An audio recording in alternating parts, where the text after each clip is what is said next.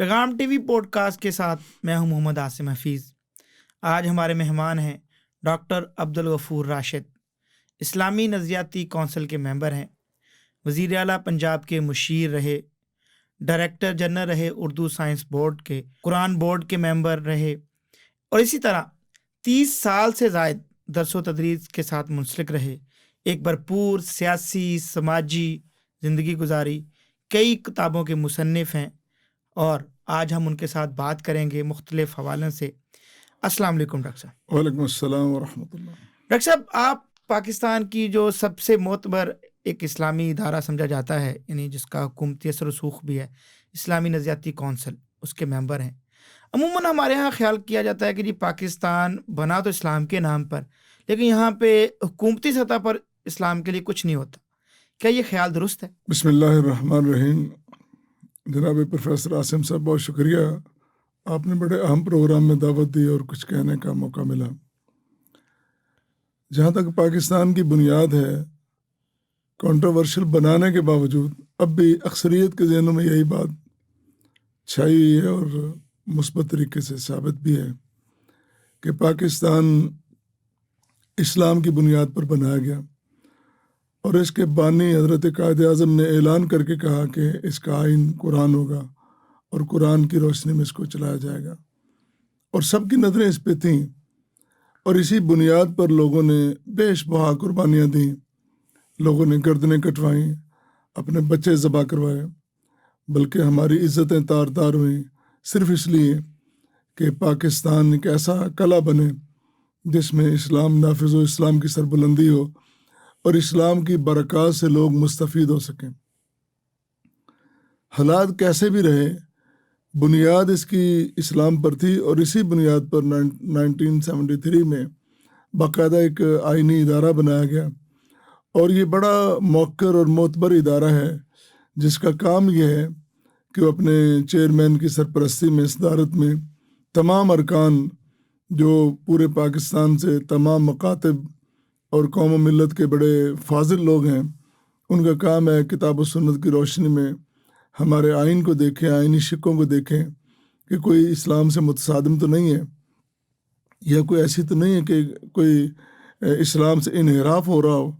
تو اس بنیاد پر یہ ایک ادارہ تشکیل پایا، اور ادارے نے اپنی ذمہ داریاں بڑے اچھے طریقے سے خوب نبھائیں، اور بڑی محنت کے ساتھ، محنت شاقہ کے ساتھ سفارشات پیش کیں۔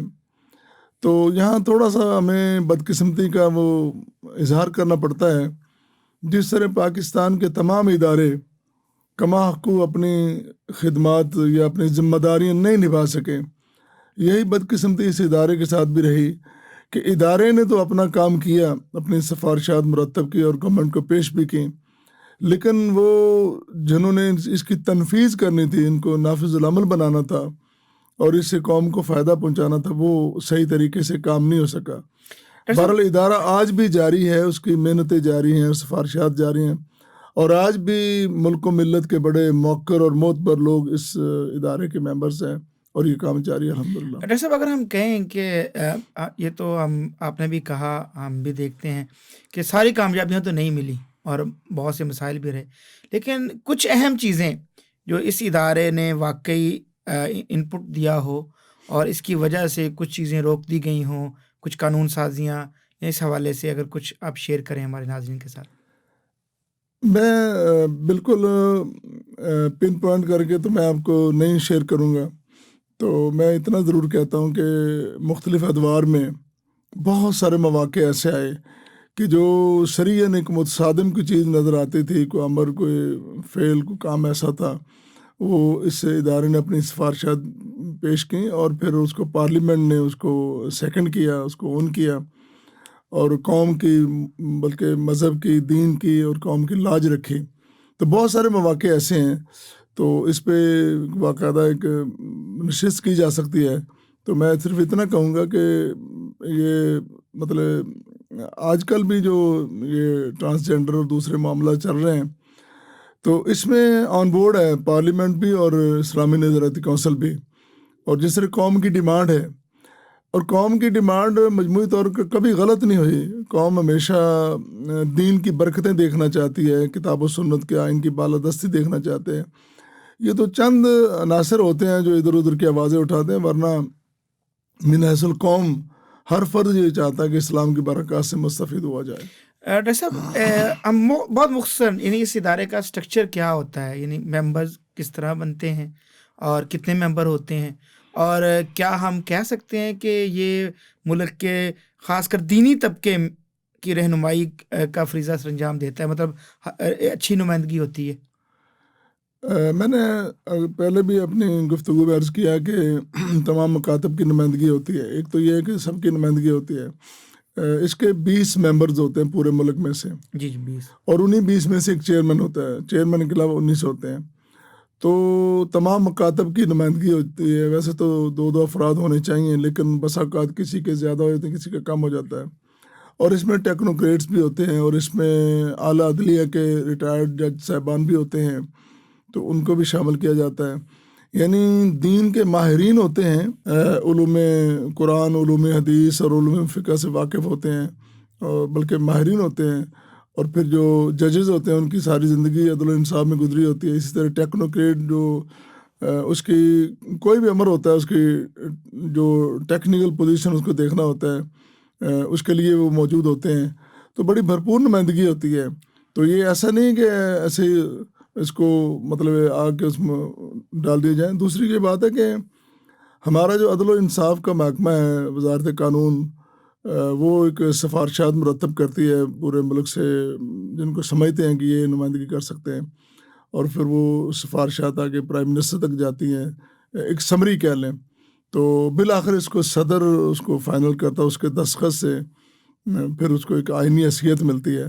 تو یہ ایک آئینی ادارہ ہے کہ پارلیمنٹ اگر رد و بدل ہوتا بھی ہے تو یہ آئینی ادارہ اپنی جگہ قائم اور دائم رہتا ہے. اچھا ڈاکٹر صاحب, آپ وزیر اعلیٰ کے مشیر بھی رہے, مطلب یہ ساری جو زندگی ہے آپ کی, یا مختلف طرح سے نمائندگی کرتے رہے, تو یہ دینی حوالے سے ہی تھی. یعنی اگر وزیر اعلیٰ کے مشیر تھے تو وہ والی ورکنگ کیا ہوتی ہے, اور کس طرح کی مشاورت وہ کرتے ہیں, اور اس مشاورت کے کیا اثرات ہوتے ہیں؟ بیسیکلی یہ سابقہ جو دور تھا وزیر اعلیٰ میاں محمد شہباز شریف کا, اس کے ساتھ تمام مکاتب سے نمائندگی لی گئی اور کوآرڈینیٹر پلس مشیر رکھے گئے.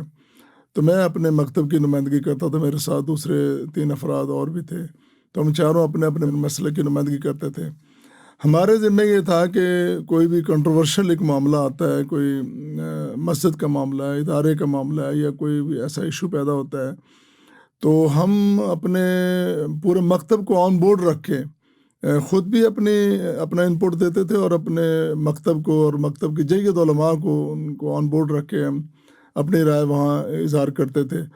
اور پھر کوئی اسٹیپ لینے سے پہلے, یعنی دینی مذہبی ہمارے دور میں جیسا بھی ہوا, تو وہ ایک وزیر اعلیٰ ہمارے ساتھ رابطے میں ہوتے, میٹنگ ہوتی, اس پہ ڈسکشن ہوتی, پھر وہ فائنل ہوتا. مثال کے طور پر گزشتہ دنوں ایک بڑی مطلب بہت زیادہ مسئلہ بنا ہوا تھا کہ اسپیکر بڑا استعمال ہوتا تھا. اب ایک 5-10 مرلے کی مسجد ہے, اس میں 20 اسپیکر لگے ہوئے ہیں, تو محلے والوں کا کیا قصور ہے؟ ان کے کانوں میں اذان تو جانی چاہیے, تو اذان کے لیے تو 1-2 اسپیکر کافی ہیں. تو اس کے اتنے ایریا کے لیے وہ کافی ہیں, وہ اتنے لوگ, یا یوں سمجھ لیں کہ اگر فرض کیا ایک ہارن جو ہے ایک اسپیکر وہ ایک طرف ہے, تو چلو آپ 4 لگا لیں, چاروں طرف آواز ہو جائے گی, ورنہ تو ایک ہی کافی تھا. تو یہ 20 کیوں لگے ہوئے تھے؟ اور پھر وہ اذان کے علاوہ جب جی چاہا کسی نے اسپیکر کھول لیا اور اس میں چندہ مانگنا شروع کر دیا, اعلانات شروع ہو گئے, اور کسی کا کوئی جوتا گم ہو گیا تو اس کے 15 منٹ وہ اعلان ہوتا رہا. اور پھر یہ بھی نہیں دیکھتے تھے کہ رات کو اٹھ کے کوئی اعلان شروع کر دیتا ہے, یا مطلب کوئی فوتگی کا فلاں. تو یہ ایک بڑا مسئلہ تھا. تو اس وقت وزیر اعلیٰ نے ہمارے ساتھ مطلب ایک مجلس کی میٹنگ کی, ہم نے متفق ہے کہ اپنی رائے دی تمام مکاتب کے لوگوں نے کہ اسپیکر اتنے زیادہ نہیں ہونے چاہیے. تو اس کو امپلیمنٹ کرایا, اور لوگوں نے جو عام پبلک تھی, کچھ علماء کو تو دقت ہوئی کہ وہ جتنے زیادہ اسپیکروں میں بولنے والے تھے ان کو شاید دقت ہوئی, لیکن وہ ایک بڑی پرسنل تھی. لیکن پبلکلی بڑا فائدہ ہوا, لوگوں نے اس کو سراہا بھی, اور لوگوں کو سکون ملا, اور مسجدوں سے صرف اذان کی اور خطبے کی آواز آتی تھی. اس کے علاوہ کوئی آواز نہیں تھی، اور وہ بڑا اچھا تجربہ تھا. تو اس طرح کئی ایشوز تھے جس میں اگر کوئی مسئلہ پیدا ہو گیا کہ کوئی مذہبی ہے یا مسلکی ہے کوئی بھی، تو ہم آن بورڈ ہوتے، اپنے علماء کو ساتھ لے کے جاتے. پھر اسی سے وہ اتحاد بین المسلمین ایک ادارہ قائم ہوا، تو وہ ساری ہماری جو اس میں خاصی کنٹریبیوشن ہوتی تھی. اسی سے میرا خیال مسئلے کہ یہ علماء بورڈز ہیں، اور نہ صرف جو امن کمیٹیاں، یعنی ہم یہ چاہ رہے ہیں کہ ہم اپنے ناظرین کو کچھ یہ انفارمیشن دیں کہ ہمارے ہاں ایک باقاعدہ سیٹ اپس موجود ہیں کہ جو دینی معاملات کو دیکھتے ہیں، اور اس میں علماء کام کر رہے ہوتے ہیں. ایسا نہیں ہے کہ جی حکومت صرف زبردستی اپنی مرضی سے ہی کوئی آتا ہے اور دینی معاملات میں جو مرضی کر دے، ایسا ہے نہیں. دیکھیں، جو تنفیذ ہے نا اس کا ایک آرڈر جو اس کو امپلیمنٹ کرانا، یہ تو گورنمنٹ کے کام ہے، وہی کرتی ہے. لیکن مشاورت ہوتی ہے. مشاورت بڑی ہوتی ہے، ڈھیر ساری ہوتی ہے. مگر پنجاب لیول پہ، صوبہ لیول پہ کہہ لیں کہ اتحاد بین المسلمین ہے، اس کے ارکان ہوتے ہیں، پھر ڈویژنل ہوتے ہیں، پھر ڈسٹرکٹ ہوتے ہیں، پھر علاقوں کے ہوتے ہیں. بالخصوص یہ جو ہمارے ہاں بہت بڑے مسئلے بن گئے ہیں محرم میں اور ربیع الاول میں، یہ ہونے نہیں چاہیے تھے. ہماری بدقسمتی ہے کہ ہماری تفریق اتنی زیادہ ہو گئی ہے. اب اس کا حل ہم اس کو ختم تو نہیں کر سکتے، وہ ویسا رہے گا، لیکن کم از کم ہم اس کو منیمائز کر سکتے ہیں. اس کے لیے پھر گورنمنٹ آن بورڈ ہوتی ہے، اپنے ارکان اتحاد بین المسلمین ان کو اکٹھا کرنا، ان کے اجلاس کرنا. مطلب مجھے یاد ہے کہ جب میں پچھلے ٹنور میں تھا تو ہماری کوئی 4 قافلے تیار ہوتے تھے محرم کے دنوں میں. تو چاروں، ایک پنڈی کی طرف جا رہا ہے، ایک سرگودا کی طرف جا رہا ہے، اور ایک یہ نام ادھر ملتان کی طرف، اور ایک آگے بہاولپور ڈی جی خان کی طرف. تو وہاں جا کے ہر ڈویژنل سطح پر مطلب 2 مقام ہوتے تھے جہاں ہم سب کو اکٹھا کر کے، علماء بھی ہوتے تھے اور ان کے ساتھ تاجر بھی اور دوسرے دانشور اور جو مؤثر افراد کو بٹھا کے. یعنی اس میں سرکاری مشینری بھی آپ کو ہیلپ کر رہی ہوتی تھی؟ بالکل. سرکٹ ہاؤس میں جانا، وہاں پہ جو آر پی او ہیں، کمشنر ہیں، وہ آپ کو ویلکم کر رہے ہیں.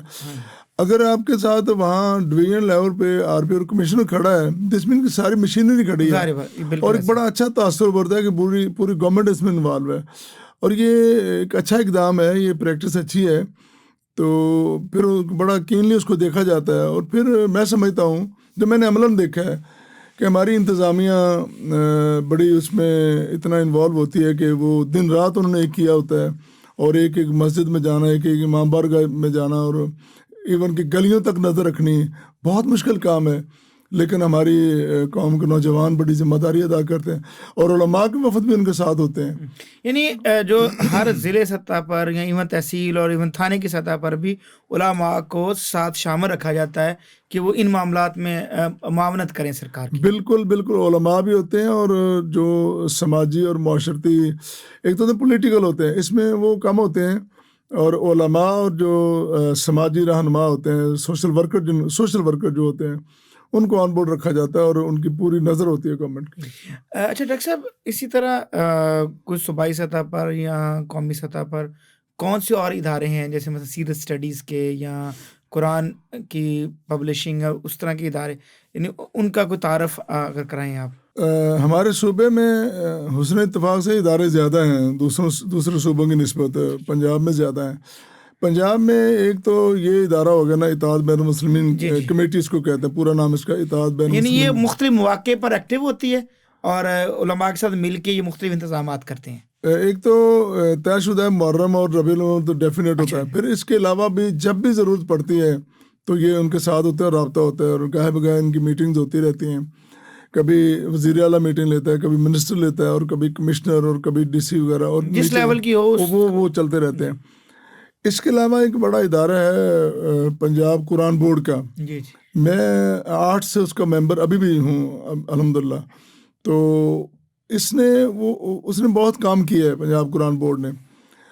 بیسیکلی اس کے جب اس کی تاسیس ہوئی تھی تو اور محرکات تھے، پھر آگے اس کے ادوار کے ساتھ ساتھ بدلتے رہے. اس وقت ہم اس کے 4 شعبے بنائے گئے. ایک شعبے کا کام تھا کہ پنجاب پورے کے اندر دیکھنا کہ قرآن کریم کہیں ایسا تو نہیں ہے کہ آپ سے اچھے پیپر کی بجائے کہ سطحی پیپر پہ پبلش ہو رہا ہے. تو اس وقت نا اخباری کاغذ میں بڑا چھپتا تھا. اخباری کاغذ کی مدت ہوتی ہے عمر 1 دن کے لیے, تو اس پہ قرآن چھپ رہا ہے. تو وہ پھر اس کی شہادت زیادہ ہو رہی ہے, اور شہادت کے بعد پھر لوگ اس کو یہ کر رہے ہیں کہ اس کے اوراق, شہید اوراق کو پکڑا اور لے جا کے تو کسی نہر میں پھینک دیا, اور نہر تھوڑی کچھ چند میل کے فاصلے پہ جا کے تو وہ تو بڑے تھے, اور بس آپ کا اتنی تکلیف ہوتی کہ گندگی اور غلاظت میں وہ پڑے ہوتے تھے. کئی اس میں چیزیں تھیں کہ شہید اوراق کا گندگی میں جانا, پھر ان کی شہادت زیادہ ہونا, اور پھر جو پبلشر حضرات ہیں یا ان کے معاونین ہیں بائنڈر, اس کے یہاں بڑی اس کی بے حرمتی تھی.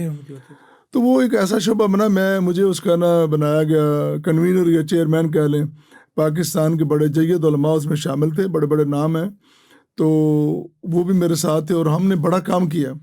ہم نے اردو بازار صرف نہیں بلکہ دور دراز ہم نے چھاپے مارے, اور لوگوں کو اس بات پہ مجبور کر دیا کہ وہ اخباری کاغذ پہ قرآن نہیں چھاپیں گے. پھر وہ جو ریسائیکل پیپر ہے وہ بھی نکال دیا. پھر ہم نے ان کے جو مطبع خانے, جو چھاپے خانے, وہاں تک گیا. پھر بائنڈر حضرات کے پیچھا کیا ہم نے. پھر جہاں ان کا سٹاک ہوتا ہے وہ بھی ہم نے چیک کیا کہ کہیں کوئی بے حرمتی نہیں ہوئی. شروع میں بڑی تکلیف ہوتی تھی. ہم ایک جگہ گئے, وہ قرآن کریم کی بائنڈنگ ہو رہی ہے, اور مزدور بیٹھے ہیں, وہ نہ سگریٹ بھی لگایا ہوا ہے, جوتوں سمیت بیٹھے اور نیچے قرآن کے اوراق پڑے. ہم تو کانوں کا ہاتھ لگا کے, اتنی تکلیف ہوئی دلی طور پر. تو وہ ہم نے کلچر نکالا. پھر ایسا تھا قرآن کریم چھپ گیا ہے, تو اس کے وہ گٹھڑیاں بنی ہوئی ہیں, تو جناب ایک کھوتی ریڈی ہے, تو اس پہ لاتا ہے, تو کوئی اس کے خیال نہیں کر رہا. بڑا ہی یہاں پہ برا حال تھا, عام کتابوں کی طرح سائنس کی اور کتاب وہ اس کا سلوک ہو رہا تھا. عام کتابوں کی بھی اتنی بے حرمتی نہیں ہونی چاہیے جو ہم نے دیکھی. پھر بہرحال بڑی اس میں محنت ہوئی. میں دعا کروں گا کہ اللہ تعالیٰ جزائے خیر دے میرے اکابر علماء کو, جو ساتھ سے بڑے بڑے جید علماء. ہم بہت سارے, ہم نے گرمیوں میں سردیوں میں ہم نے بڑا کام کیا, وہ بہتر ہوگا. دوسرا قرآن بورڈ کا یہ تھا کہ جو شہید اوراق ہیں, یہ بہت بڑا ایشو ہے, بہت بڑا ایشو ہے. پھر اس کے لیے بڑی محنت ہوئی. پھر اس کے لیے باقاعدہ ویلز بنائے گئے, رائیون روڈ لاہور پہ باقاعدہ ویل بنے ہوئے. اس کو سرکاری ادارہ سپورٹ کر رہا تھا, یعنی سرکاری وسائل سے بنے, بہت بڑے وہ ویل. پھر اس کے علاوہ وہ ناکافی ہوئے, تو پھر اور کہیں پہ لے جا کے اس کو رکھنے کا انتظام کیا گیا. پھر دیگر ڈسٹرکٹ لیول پہ اس کے قرآن محل بنایا گیا کہ جہاں شہید اوراق کو محفوظ کیا جا سکے, وہاں سے اٹھا کے یہاں لانا. ایک پورا ایک سسٹم بن گیا. اب بھی پنجاب قرآن بورڈ میں یہ سسٹم موجود ہے کہ شہید اوراق کو وہاں سے اٹھایا جاتا ہے, جو قرآن محل ہے وہاں اکٹھا کیا, پھر اس کے بعد مرکز میں لایا جاتا ہے. پھر آگے اگلا تھا اس کو کہ اس کو ریسائیکل کی طرف لے جایا جائے, کہ وہ کارآمد بنایا جائے. پھر ایک شعبہ بنایا گیا کہ وہ قرآن کریم چونکہ بڑا مختلف اس میں ہے, تو کہ ایسا نسخہ, مثالی نسخہ تیار کیا جائے جس پہ تمام مکاتب متفق ہوں.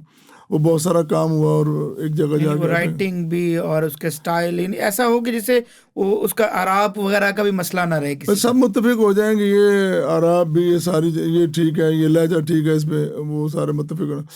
چوتھا یہ تھا کہ قرآن کریم کے بارے میں نا لوگوں کو اویئرنیس دی جائے, اور سیمینارز وغیرہ وہ کیے جائیں. بہرحال الحمدللہ میں یہ سمجھ, میں دیگر کی بات تو نہیں اتنی زیادہ کروں گا. ہم نے اپنے اس شعبے میں بڑا کام کیا, میں اس پہ الحمدللہ مطمئن ہوں کہ وہ کافی طرح.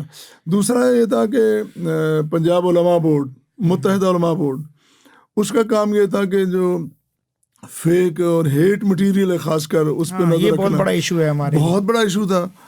اب کوئی بھی اٹھے اور یہ کہہ دے کہ میں کہہ دوں کہ عاصم صاحب نے یہ جو تحریر کی ہے فلاں فلاں, یہ تو بڑی غلط ہے, یہ توہین رسالت ہے یا توہین ہے. نہیں, وہ میری جو شکایت ہوگی باقاعدہ علماء بورڈ میں آئے گی, اور پاکستان کے جو جید علماء بیٹھ کے اس میں فیصلہ کریں گے یہ چیز ہیٹ ہے اور یہ نہیں ہے, اور یہ اس کا ادارہ کار اتنا ہے, اس کی حدود قیود اتنے, وہ اس کے لیے اس علماء بورڈ نے بھی بڑا کام کیا. تو اس میں بھی جس طرح قرآن بورڈ میں 4 ممبرز ہیں مکاتب کے, اس میں بھی 4 تمام نمائندگی موجود ہے, اور بڑے ماشاءاللہ اہل علم لوگ موجود ہیں. یہ ایک ادارہ. اب پنجاب قرآن بورڈ کے پھر 2 حصے ہو گئے, ایک قرآن انسٹیٹیوٹ اینڈ سیرت اسٹڈی کے نام سے, اور ایک قرآن بورڈ بن گیا. بلڈنگ ایک ہی ہے. بلڈنگ یقین جانے عاصم صاحب کتنی خوبصورت ہے, آپ نے ایک دفعہ دیکھی بھی تھی وہ میرے ساتھ. بالکل, شاید پورے پنجاب میں اتنی خوبصورت پاکستان میں اتنی خوبصورت بلڈنگ نہیں جتنی وہ قرآن بورڈ کی بلڈنگ ہے. ہماری دعا ہے کہ جن لوگوں نے جتنا اقدام کیا ہے قرآن کریم کو اسکولوں میں نافذ کرنے کے لیے، پڑھے جانے کے لیے، وہ جو کام کیا ہے خاتم النبیین یونیورسٹی بنانے کے لیے، جس نے جتنی محنت کی ہے، وہ ہمارا اپنا ہے یا بیگانہ، سارے ہمارے اپنے ہیں. کسی مسلک سے تعلق رکھتا ہو وہ اس کو اپریشیٹ کرنا بڑا ضروری ہے، اور اس کو تحسین اس کی کرنی چاہیے. ہم اس کے لیے دعا گو بھی ہیں کہ اللہ تعالیٰ اس کو. یہ کمنگ ڈیز میں میٹنگ ہے قرآن بورڈ کی، تو اس میں ایجنڈے میں یہ باتیں شامل ہیں، تو پھر کما کو پوری جو ملے گی معلومات انشاءاللہ. یعنی یہ بڑا ایک انقلابی قدم ہوگا. دراصل ہم یعنی ڈسکس یہی کر رہے ہیں کہ بظاہر لگتا ہے کہ ہماری سرکار الگ ہے اور دینی معاملات الگ ہیں، لیکن آپ کی باتوں سے ہمیں انشاءاللہ اندازہ ہو رہا ہے، اور ناظرین کو بھی ہوگا، کہ بہت سے اس کے اندر ادارے موجود ہیں، بہت جگہیں ایسی ہیں جہاں پہ علماء انپٹ دیتے ہیں، اور سرکاری معاملات میں بھی اور ان دینی معاملات کو بہتر کرنے کے حوالے سے. اور بلکہ ابھی آپ نے تھوڑا سا ذکر کیا، لیکن ہم اس کو مزید ڈسکس کرتے ہیں کہ جو اسکول اور کالجز میں قرآن پاک کی تعلیم اور ترجمہ شروع ہوا ہے، تو یہ کتنا اچھا اقدام ہے. اس کے بارے میں آپ کیا کہیں گے؟ پہلی بات تو یہ ہے کہ یہ جو ہمارے سماج میں ایک بڑی سی بات مشہور ہے، اسٹیبلشمنٹ، عالمی اسٹیبلشمنٹ مداخلت ہے، یہ وہ سارے ہیں، سب کو پتہ ہے. پوری دنیا کے تمام ممالک میں عالمی اسٹیبلشمنٹ کی وہ مداخلت بھی ہوتی ہے، رولا بھی ہوتا ہے، وہ معاملہ چلتے رہتے ہیں، کہاں تک مؤثر کہاں تک غیر مؤثر، یہ ایک علیحدہ ایشو ہے. تو اسٹیبلشمنٹ کے اپنے کو معاملات ہوتے ہیں، لیکن یہ نہیں ہے کہ آپ پاکستان کے اندر کوئی یا پاکستان کا کوئی صوبہ ایسا کوئی حکم اور آرڈر جاری کرتا ہے جو صریحاً کتاب و سنت کے خلاف، اور دینی لوگ وہاں پہ بیٹھ جائیں چپ کر کے. نہیں، یہاں ہمارے ہاں مثبت بات یہ ہے کہ اہل علم، علماء کرام، دینی طبقہ وہ ایک نظر رکھتا ہے اور ایک فکر رکھتا ہے، تو وہ از خود جا کے ان کے ساتھ کھڑے ہوتے ہیں. ان کے پاس عوامی طاقت بھی ہے، اس کا بھی اظہار کرتے ہیں، اور ساتھ ساتھ ان کو سرکاری ایسے پلیٹ فارمز بھی میسر ہیں جہاں وہ رہنمائی کر سکتے ہیں. اور ایک تو یہ دوسری بات یہ بھی ہے کہ ہماری جو گورنمنٹ ہے، یا ہمارے کو جو کیا کہنا چاہیے، جو ہمارا اقتدار والا طبقہ ہے، وہ بھی تو ہمیں سے ہے نا، ہمارے پیٹی بند بھائی ہیں، وہ کوئی آپ کا بھائی ہے. ان کو اگر پراپر سمجھایا جائے، ان کے ساتھ کوارڈینیشن پراپر کی جائے، تو وہ بھی سمجھتے ہیں اور ایسے ادارے بنتے ہیں یقیناً اور ورکنگ کرتے ہیں. یقیناً کمیاں کوتاہیاں اپنی جگہ کمیاں موجود ہیں جن کی اصلاح کی ضرورت ہے، ایسا ہی ہے بالکل. لیکن وہ بھی آن بورڈ ہوتے ہیں، ان کو بھی ضرورت پڑتی ہے، وہ باقاعدہ رابطے میں رہتے ہیں، اور ان کے شانہ بشانہ ساتھ ساتھ یہ چلتا رہتا ہے اور رہنمائی ملتی رہتی ہے. تو یعنی یہ جو قرآن کی تعلیم شروع ہوئی ہے، یعنی اس کے کیا مثبت اثرات آپ دیکھتے ہیں؟ اور اس کا یعنی ہم دیکھتے ہیں کہ اس کی وجہ سے ہزاروں جو ٹیچرز ہیں، ایسے جو قاری تھے یا اچھا قرآن پڑھنے پڑھانے والے تھے، ان کو جابز ملی ہیں، وہ یونیورسٹی اسٹوڈنٹس کو قرآن پڑھایا جا رہا ہے، ترجمہ پڑھایا جا رہا ہے. تو یہی ایک پازیٹیو چیز ہے کہ سرکاری وسائل استعمال ہو رہے ہیں قرآن کی تعلیم کے لیے اور ترجمہ اس کی پروموشن کے لیے. دیکھیں، اس کی دو چیزیں بڑی اہم ہیں اس میں. پہلی بات تو یہ کہ قرآن کریم سے جو عدم واقفیت ہے، یا جو دوری ہے، یا جو ہمارا یہ ایک رویہ ہی بن گیا ہے کہ ہم سرکاری اداروں میں، عصری اداروں میں پڑھانے کے لیے بے شمار رقم خرچ کرتے ہیں، فیسیں دیتے ہیں، اور ہم اپنے بچوں کو قرآن پڑھانے کے لیے تیار نہیں. ایک ہمارے رفش چلنے کے لیے ہے. تو یہ رویہ، اس رویے کی حوصلہ شکنی ہوگی، اور لوگوں کو کچھ یہ پتہ، قرآن کا نام ان کے سامنے وہ کمپلسری ہوا ہے تو اب پڑھنا پڑتا ہے. اب جہاں وہ ماں اس کی کتنی بھی ماڈرن ہے، کتنی بھی وہ مغرب سے متاثر ہے، لیکن اس کو یہ تو پتہ نہیں کہ میرے دین کی اہم ترین چیز ہے، وہ یہ مقدس کتاب ہے، اس کو پڑھنا ہے، میں نہیں پڑھنا، میرے بچے نے پڑھنا ہے. اور جب وہ بچے کو پڑھتا دیکھے گی تو اس کے اپنے اندر بھی شوق پیدا ہوگا، گھر میں دیگر لوگ بھی دیکھیں گے. اب آپ دیکھیں کہ کتنے لوگ بڑے بڑے ماڈرن گھرانے ہیں، تو وہاں آپ دیکھیں گے کہ بچے ان کو حفظ کرواتے ہیں، اور پھر قرآن باقاعدگی کے ساتھ پڑھاتے ہیں، اور بڑا فخر محسوس کرتے ہیں. اور پھر جب اس کی تحفیظ قرآن کے بعد جو آمین اس کی ہوتی ہے، تو بڑے لوگوں کو اکٹھا کر کے دکھاتے ہیں کہ ہمارے یہ بچے. یہ ایک بڑا اچھا شوق ہے. ایک تو یہ چیز ہے. جی ڈاکٹر صاحب، ہماری ڈسکشن جاری ہے کہ سرکاری ادارے کون کون سے دینی حوالے سے سرگرم ہیں، کن اداروں میں علماء کی، دینی اسکالرز کی انپٹ لی جاتی ہے، اور ان کے اثرات کیا ہیں. تو ہم جو بات کر رہے تھے کہ جو قرآن کی تعلیم لازم قرار دی گئی ہے کالج اور سکولز میں، اس کے کیا اثرات معاشرے پر آپ دیکھ رہے ہیں؟ دیکھیں پہلی بات تو یہ ہے کہ یہ جو دینی ادارے ہیں نا ان کی کنٹریبیوشن بہت زیادہ ہے. آپ دیکھیں کہ کتنے لوگ ایسے ہیں کہ جن کے پاس وسائل نہیں ہیں, وہ تمام تر وسائل ان کی دسترس سے باہر ہیں. ان کے بچوں کو دینی اداروں میں لا کر فری بالکل مفت تعلیم دی جاتی ہے, ان کی رہائش کا خوراک کا بندوبست کیا جاتا ہے. تو میں سمجھتا ہوں یہ جو دینی ادارے ہیں یہ ماں کا کردار ادا کر رہے ہیں. پوری ریاست جس طرح ماں ہوتی ہے بہت اہم رول ہے. اس کے بعد وہ ایک اچھے انسان, اچھے شہری بنا دیتی ہے, صاحب علم شہری بنا دیتی ہے. تو ان کے آگے جو کھپت ہے وہ مدرسوں میں اور مساجد میں بے شک ہے, بڑی اچھی ہے, لیکن عصری ادارے ان سے دور تھے. تو وہ ایک جو مسٹر اور ملا کے درمیان تفریق تھی نا, وہ اس میں کم ہوگی. ان کا آپس میں ایک رابطہ ہوگا. یہ بھی ایک بڑی اچھی بات ہے کہ مدرسے کا پڑھا ہوا طالب علم جو ہے نا آج معلم بن کے آپ کے عصری ادارے میں آ گیا. وہ ان سے بچوں سے بھی رابطہ رہے گا, انٹریکشن کرے گا, ان بچوں سے ملے گا, اور بالکل. اپنے اثر اب یہ اس پہ ہے کہ وہ کتنا ان کو اپنے جیسا جی کر بالکل, پاتا ہے. وہ اپنے کردار سے, علم سے, اپنی اپروچ سے کس طرح متاثر کر سکتا ہے, یا کہیں وہ کوئی احساس کمتری کا شکار تو نہیں ہو جاتا. یہ اپنے پہ ڈپینڈ کرتا ہے. لیکن میں سمجھتا ہوں پازیٹیو رسپانس یہ ہے کہ اس دینی ادارے کے طالب علم کو ایک اچھا روزگار بھی ملا, ایک پلیٹ فارم بھی ملا, ایک اور اچھا سٹیج بھی اس کو ملا, اور اپنی اس کی بات کیا ہے کہ اللہ اور رسول کی بات جو کہنے کا موقع ملا. یہ بہت اچھی بات ہے. اسی طرح ڈاکٹر صاحب آپ نے ماشاء اللہ خود بھی سرو کیا تعلیمی ادارے میں, اور ہر تعلیمی ادارے میں اسلامیات اور عربی کا شعبہ ضرور موجود ہوتا ہے. آپ کیا سمجھتے ہیں مطلب اس کے لازم ہونے کا مطلب اس کے کیا فوائد ہیں, اور مطلب اس کے اثرات کیا آپ دیکھتے ہیں, اور اس لازمی جو سبجیکٹ ہونے نے بہت سے جو ٹیلنٹڈ اور پڑھے لکھے اسکالرس تھے دینی, جو ماشاء اللہ مختلف ڈگریز لیتے تھے, ان کے لیے ایک بہترین روزگار کا موقع بھی فراہم کیا ہے. میں سمجھتا ہوں کہ یہ جو ہماری حکومت ہے, جو اصحاب اقتدار لوگ ہیں, ان کو مزید اس بارے میں سوچنا چاہیے. یہ جو بہت زیادہ بعد اور دوری پیدا ہو گئی ہے نا, اس کو ختم کرنا چاہیے. عربی زبان ہماری بنیادی زبان ہے, قرآن کی زبان ہے, حدیث کی زبان ہے, رسول پاک صلی اللہ علیہ وسلم کی زبان ہے, اور جنت کی زبان ہے. بلکہ اس کی ترویج تو ہمارے آئین کا حصہ ہے, آئین کی شق ہے کہ اس کے لیے کام کرنا باقاعدہ طور پر حکومت کا ایک طرح سے فرض ہے. قرآن پاک کی تعلیم و تربیت, اور اس میں ظاہر بات عربی بھی اسی کے تحت آئے گی. بنیادی طور پر چاہیے یہ تھا, یہ جو زبان ہماری, یہ ہماری آئینی جدوجہد کا حصہ ہوتی ہے, ہمارے کلچر کا حصہ ہوتی ہے. ہمارے کلچر میں یہ رچی بسی بات ہوتی ہے کہ ہم نے عربی پڑھنی ہے اور اس سے فائدہ اٹھانا ہے. لیکن ہم نے اس کو طاقوں میں سجا کے رکھ دیا, اور وہاں پھر اب سجائی ہوئی چیز جو ہے نا وہ بالکل ہم نے یوں سمجھا کہ اس کو بیکار بنانے کی ہم نے کوشش کی ہے, جو بڑی ایک بہت بڑا جرم ہے جس کا ہم ارتکاب کر رہے ہیں. تو اب یہ جو جد و جہد ہے, چھوٹی سی کاوش ہے, اس کو آگے بڑھنا چاہیے, اور قرآن کریم سے آگے, ناظرہ سے آگے اس کا ترجمہ ہو, ترجمہ سے آگے پھر کوئی حدیث کی کوئی شناسائی ہو, پھر عربی زبان میں ہم اس کو پڑھنے کی کوشش کریں. اور یہ جو ہمارے کالجز میں عربی بالکل مفقود ہو گئی ہے کہ طالب علم ہے ہی نہیں. ایک آدھ آپ کو استاد تو مل جائے گا, لیکن طالب علم بالکل نہیں ہے. جو میرے تجربے میں بات آئی وہ یہ کہ ہم نے بڑے سال لگائے اس کو عربی زبان کو ختم کرنے میں. اب ہمیں کچھ سال لگا کے اس کو پھر دوبارہ رائج کرنا چاہیے.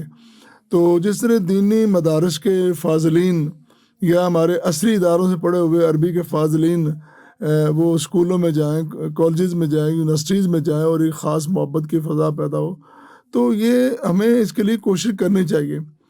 عربی زبان کے بغیر اگر ہم سمجھتے ہیں کہ ہماری کوئی ترقی ممکن ہوگی, وہ نہیں ہے. ہم نے بہت کچھ دیکھ لیا. ہم آہستہ آہستہ اپنے دین سے, اپنی بنیاد سے دور ہو گئے, اور یہ دوری ختم کرنی چاہیے. ڈاکٹر صاحب اسی طرح اسلامیات کی جو لازمی کی ایجوکیشن ہے, ٹھیک ہے, ایک تو یہ کیسی جا رہی ہے, اور اس کو امپروو کیسے کرنا چاہیے, یعنی اس میں کس طرح بہتری لائی جا سکتی ہے؟ اسلامیات بھی اسی طرح ہے کہ ہمارا جو نصاب ہے نا وہ ایک تو بالکل مختصر سا ہے, اور اس کو لازمی ہونے کے باوجود بھی وہ اتنا ہے کہ اتنے 50 مارکس رکھے ہوئے ہیں, اور اتنے لینے کافی ہے پڑھنے کے لیے, بس ہمیں پاس مارکس لینے. بیسیکلی نا ہمارا ایک کلچر اور رویہ ہوتا ہے, رجحان ہوتا ہے. ہمارے اداروں میں یا اداروں کو چلانے والے یا جو ہمارے مقتدر لوگ ہیں, ان کی سوچ کیا ہے, وہ کیسا ماحول دے رہے ہیں. یہ ہم نے ماحول ہی ایسا دے دیا کہ یار اس کو نا ہم نے پاس کرنا ہے، اس میں اتنے نمبر چاہیے، اس میں ہمیں کوئی ضرورت نہیں جاننے کی. جس طرح سائنس کے مضامین میں پریکٹس ہوتی ہے، ہاں پریکٹیکل، اسی طرح اسلامیات میں پریکٹیکل ہونا چاہیے. کبھی یہ تو ہو نا کہ آپ کالج کا ایک اسٹوڈنٹ ہے، اس نے 2 سال آپ کے سامنے اسلامیات پڑھی ہے یا عربی کتابیں پڑھی ہیں، تو اس کو ایک مرحلہ بھی ایسا نہیں آیا کہ اس نے کبھی ایک نماز کی پریکٹس کی ہو، کبھی وضو سیکھنے کی کوشش کی ہو، کبھی ہمارے بنیادی مسائل کو اس کو پتہ ہو. یقین مانیں کہ وہ 2 سال میں ان کو بالکل جو ہمارے بنیادی امور ہیں ان کا نہیں پتہ ہوتا، بلکہ ناموں کا نہیں پتہ ہوتا. تو یہ جو بڑی محرومی ہے، اس کے ختم کرنے کے لیے ہمیں چاہیے ہمارے مقتدر لوگوں کو کہ وہ اس کی کوئی پریکٹیکل صورتحال بنائیں اور اس کی مزید آگے اس میں آگے مزید بڑھنے کی کوشش کریں. اچھا ڈاکٹر صاحب، ہمارا آج کا ٹاپک یہ تھا کہ ہم نے یہ ڈسکس کرنے کی کوشش کی کہ سرکاری اداروں میں یا مختلف سرکاری کون سے ادارے دینی حوالے سے کام کر رہے ہیں. ہم یعنی اس پروگرام کے آخر میں ہمیں چاہیے کہ ہم کچھ مزید بہتری کی بات کریں. کس طرح جو دینی طبقہ ہے ہمارے ہاں عام طور پر عموماً ابھی ایسا ہے کہ ایک تو ہوتی ہے سرکار کی سطح اور ایک ہوتی ہے معاشرتی سطح. یعنی معاشرتی سطح پہ تو نہ تو پابندیاں ہیں نہ ہی یعنی وہ ایک میدان ہے. تو ہمارا دینی طبقہ اس کو کیا کیا کرنا چاہیے کہ وہ معاشرے میں بہت زیادہ انفلوئنشل ہو جائے اور وہ معاشرے کے ہر طبقے تک پہنچے. اس کے لیے ہم کیا تجاویز کیا ہیں آپ کی اور کون سے عملی اقدامات کرنے چاہیے؟ پہلی بات تو یہ ہے کہ جو ہمارے سرکار میں اور دینی اداروں میں جو بود اور دوری ہے یہ ختم ہونی چاہیے. ہاں بالکل ایسے ہی.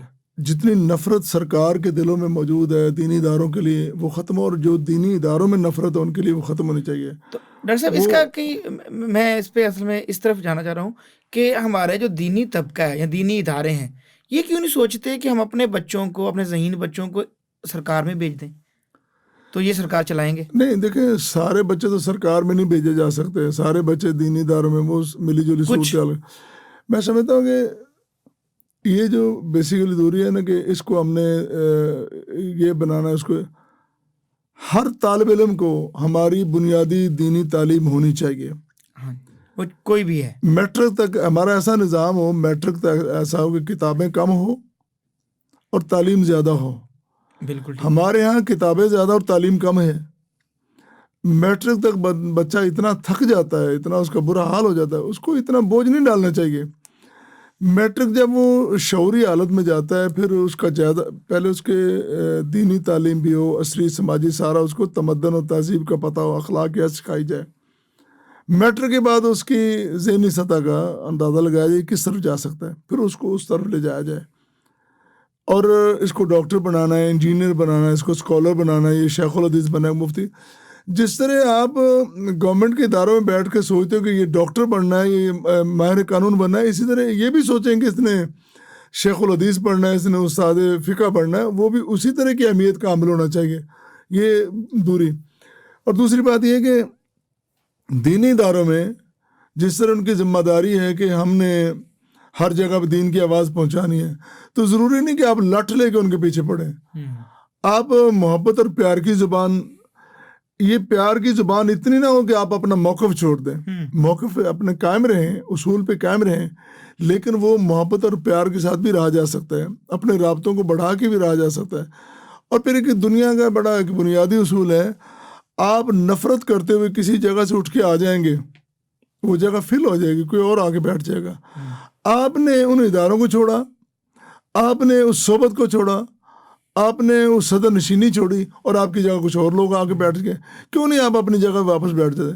اسی ہماری سرزمین پر بادشاہوں کے دائیں بائیں جو لوگ ہوتے تھے وہ بڑے فاضل علماء ہوتے تھے. اس وقت اگر فاضل علماء اپنی عقل و فراست سے ریاستی امور میں مشاورت کر سکتے تو کیا آج ان کے دماغ کام نہیں کرتے؟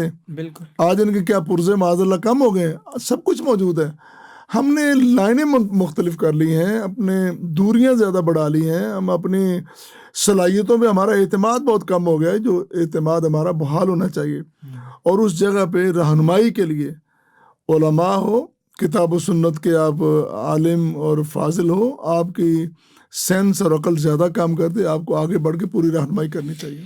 یعنی آپ اپنے تجربے کی بنیاد پر کیا کہہ سکتے ہیں کہ اگر جو دینی علم رکھنے والے اسکالرز ہیں وہ معاشرے میں ایکٹیو ہوں تو کیا وہ سرکاری فیصلوں میں، قانون سازی میں اور دیگر جو معاشرے کے معاملات ہیں ان میں اسی طرح فعال کردار ادا کر سکتے ہیں جس طرح یونیورسٹی کے یا فارن کوالیفائڈ اسٹوڈنٹ کرتے ہیں؟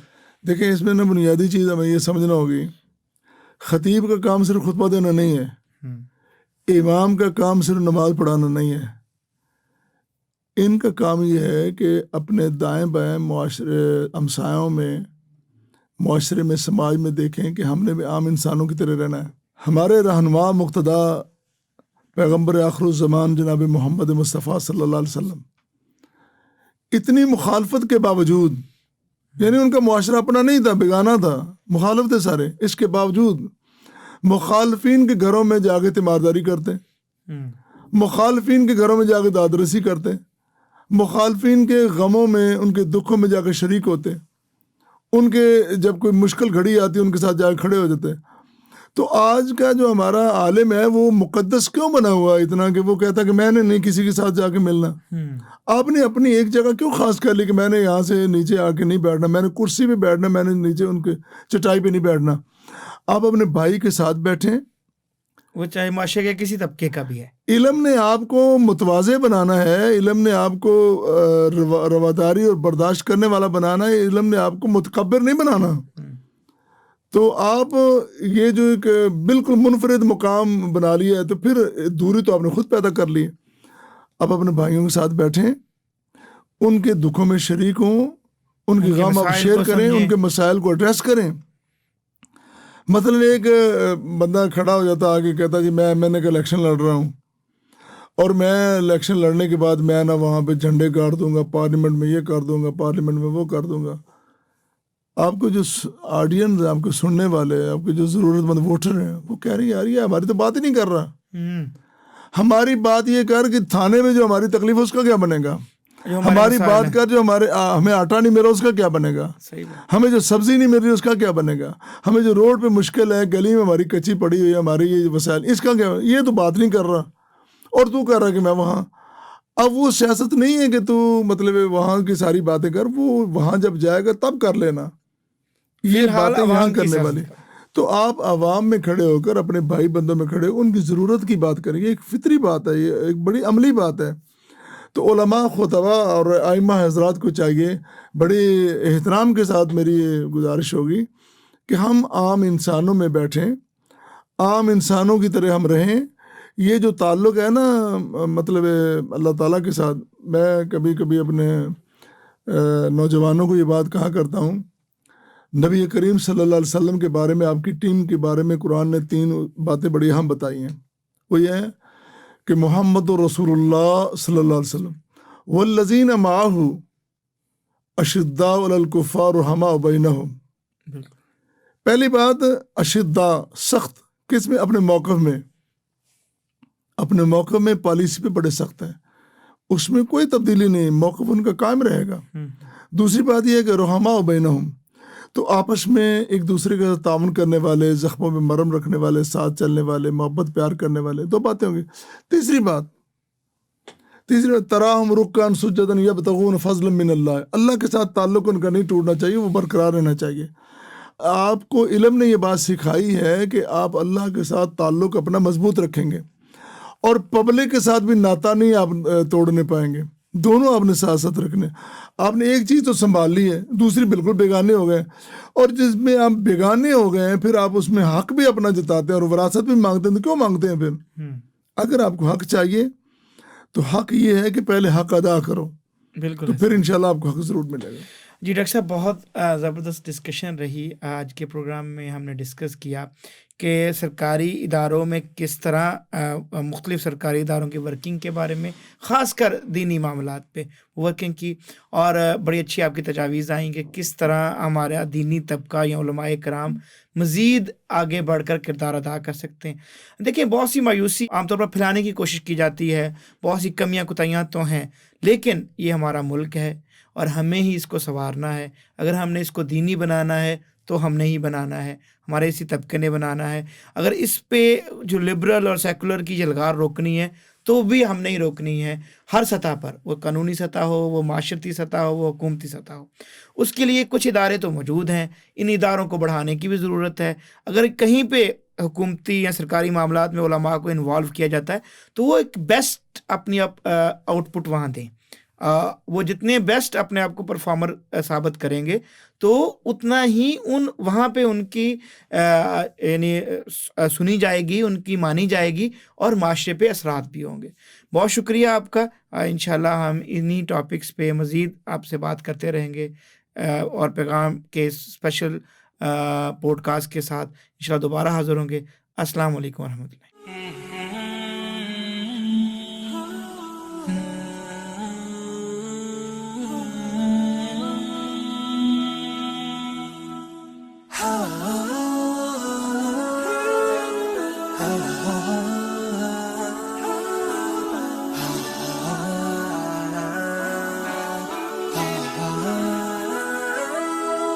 يا ظلام الليل يكفي ما سكبنا